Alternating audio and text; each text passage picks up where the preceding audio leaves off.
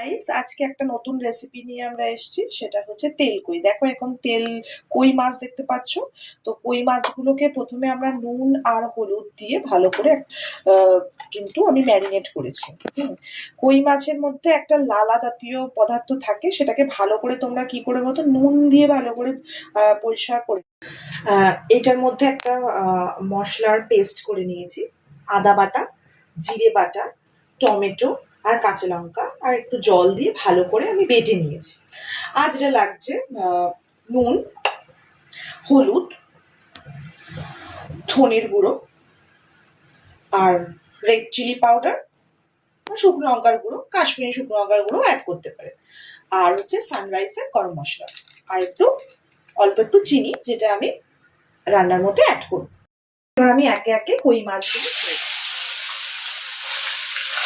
কিন্তু খুব থেকে আস্তে আস্তে করে আপনারা ছাড়বেন।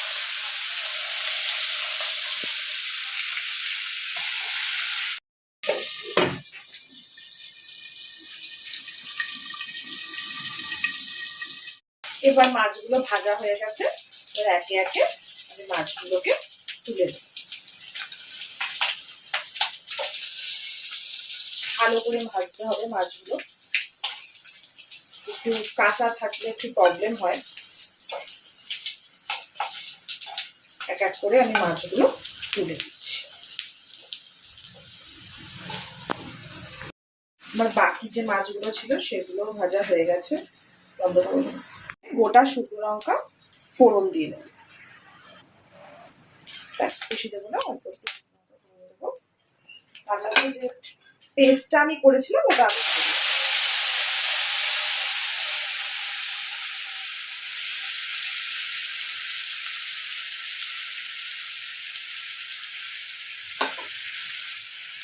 ভালো করে নাড়িয়ে দেবো।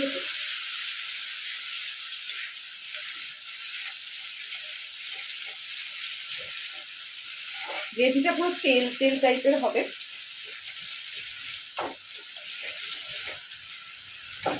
এর মধ্যে আমি নুন অ্যাড করছি, হলুদ অ্যাড করছি, সরি ভুল বলেছি, হলুদ অ্যাড করে দিলাম।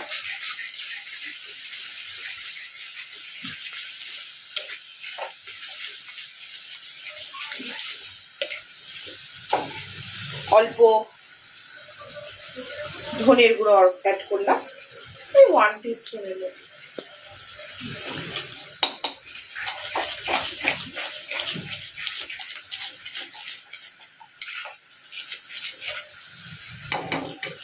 এবার শুকনো লঙ্কার গুঁড়ো আর Kashmiri red chilli powder add করব।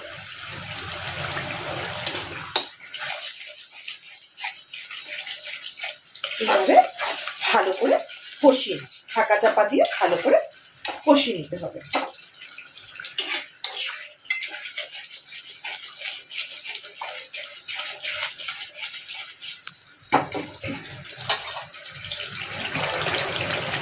একটু নুন অ্যাড করছি। মশলাটাকে ভালো করে আস্তে আস্তে আস্তে আস্তে করে কষিয়ে নিচ্ছি। একটু চিনি অ্যাড করছি। চিনি না অ্যাড করলে একটু স্বাদ আসে না রান্নায়। ভাজা মাছগুলো দিয়ে দিলাম। ভাজা মাছগুলো দিয়ে ভালো করে মাছগুলোর গায়ে মশলাটা মাখিয়ে নিচ্ছি।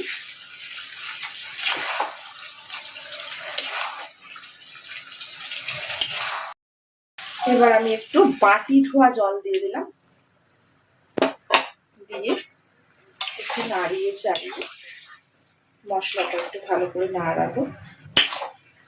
মাছগুলো সব এদিক ওদিক হয়ে যাচ্ছে, করে আমি একটু ঢাকা চাপা দিয়ে দেবো।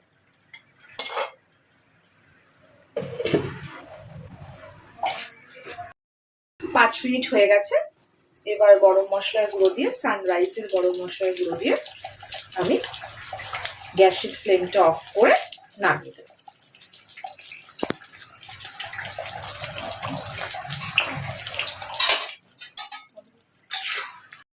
আমাদের লাল লাল ঝাল ঝাল তেল কই। টেস্টি লাগছে না? ইয়ামি লাগছে না?